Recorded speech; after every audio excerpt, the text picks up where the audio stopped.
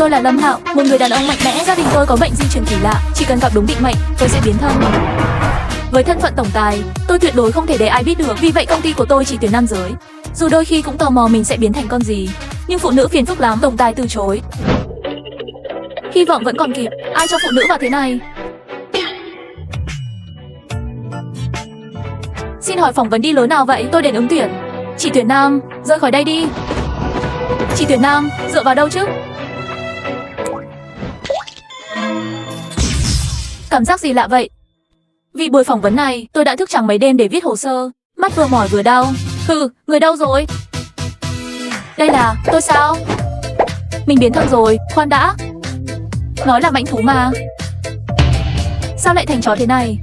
Lại còn là chó con nữa chứ? Dễ thương quá đi mất.